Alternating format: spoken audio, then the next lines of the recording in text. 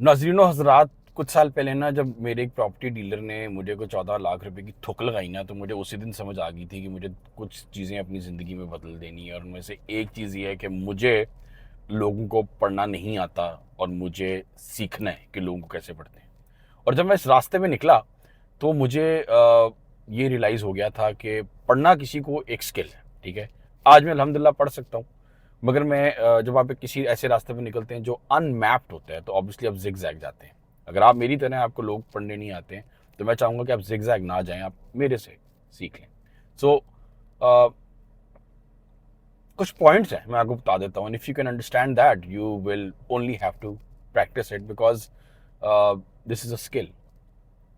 And like every skill, आप जब भी किसी स्किल्ड इंसान को देखते हैं, चाहे वो क्रिकेटर हो, सिंगर हो, डांसर हो, फुटबॉलर हो, आप सबसे पहली चीज़ रियलाइज ये करते हैं कि वो उस स्किल में दो चीज़ों की वजह से अच्छा है। नंबर वन, उसको वो पर्टिकुलर टैलेंट पसंद है, उसको फुटबॉल खेलना पसंद है। नंबर टू, वो क्योंकि उसको पसंद है, वो पूरे दिन प्रैक्टिस कर सकता है, उसको कोई मसला नहीं है। और मुझे इससे ये चीज़ रियलाइज़ हो गई थी कि मुझे लोग पसंद नहीं है, अनफॉर्चुनेटली।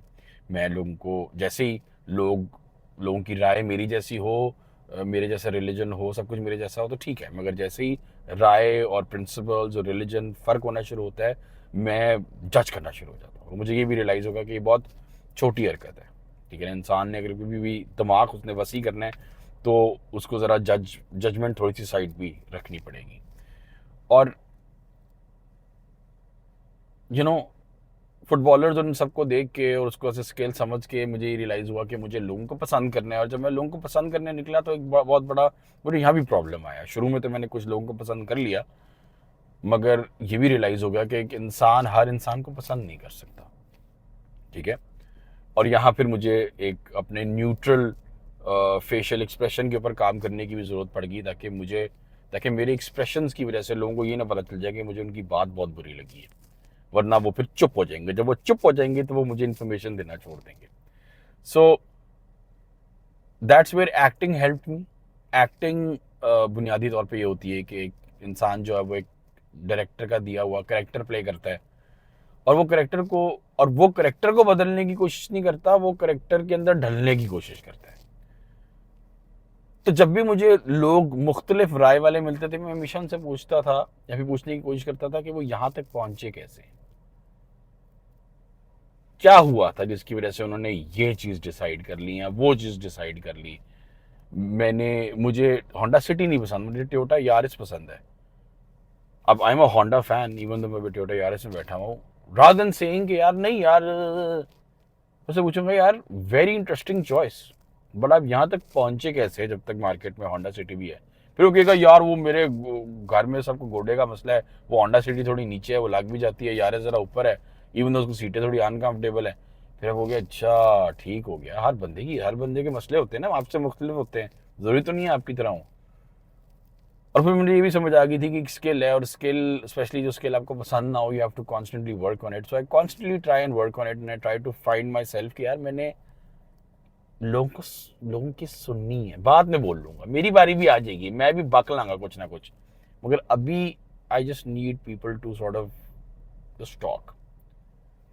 और when you listen to people and when you allow क्या नाम है, you know, others without showing any expressions of sorts, you just listening, तो लोग फिर ओपन अप करते हैं। लोग फिर आपको अपनी कहानियां बताते हैं, अपने क्यों बताते हैं, अपने क्या बताते हैं, अपने अपने कैसे बताते हैं, एक्स्ट्रा बोल जाते हैं, आपको इन्फॉर्मेशन दे जाते हैं। और जब आप उनको कॉन्स्टेंटली सुनते हैं, तो आपको उनके पैटर्न समझ आ जाते हैं। आपको समझ आ जाती है कि वो कंधे ऊपर क्यों चढ़ाते हैं, वो कंधे कब नीचे चढ़ाते हैं, वो कौन से लफ्ज़ के ऊपर उनकी ज़ुबान जो है वो लड़खड़ाती है। आप उनसे क्या पूछते हैं तो वो सीधी आंखों में आंखें डाल के जवाब देते हैं, आप उनसे क्या पूछते हैं तो वो अपनी आंखें लेफ्ट राइट करना शुरू कर देते हैं। और ये तो मैं बहुत बुनियादी, आपको बहुत बेसिक चीज़ें बता रहा हूँ।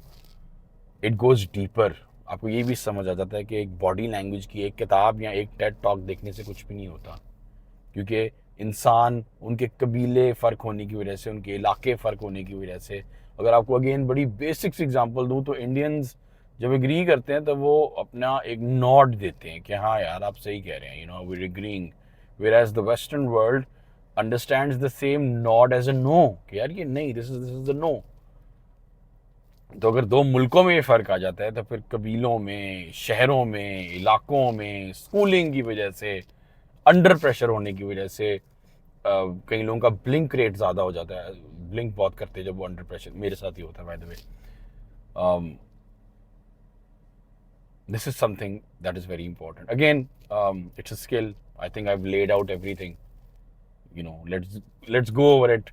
लोगों को जज नहीं करना, अपने दिमाग को इजी रखना है, फोकस बाहर रखना है, दिमाग के अंदर क्या आ रहा है उसमें नहीं रखना, बाहर रखना है।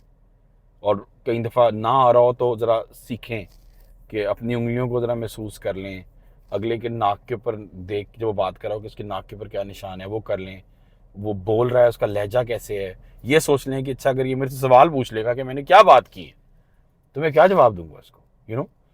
थोड़ा सा ज़रा फोकस बाहर होगा। ये मैं आप लोगों को इसलिए बता रहा हूँ कि मेरे से फोकस बाहर करना बहुत मुश्किल हो रहा था initially. And that's about, and don't जज people. It's pretty simple once you start, specially जब आपको उसका फ्रूट मिलना शुरू हो जाता है। जब मुझे कुछ लोगों का पैटर्न समझ आ गया कि ये आप झूठ बोलेंगे, आप सच बोलेंगे, तो वो एक आहा मोमेंट आ गया मेरी ज़िंदगी में। तो तब मेरे लिए और आसान हो गया लोगों को सुनने के लिए, बिकॉज मुझे मोटिव, एक मोटिव मिल गया कि हाँ यार मैं बहुत फ़ायदा हासिल कर सकता हूँ लोगों को पढ़ के, अपने बिजनेस के लिए और जनरल डिसीजन मेकिंग के लिए। That's about it. And I'm very awkward at ending videos, as we all know. So the video has ended right now. Thank you very much. Allah Hafiz.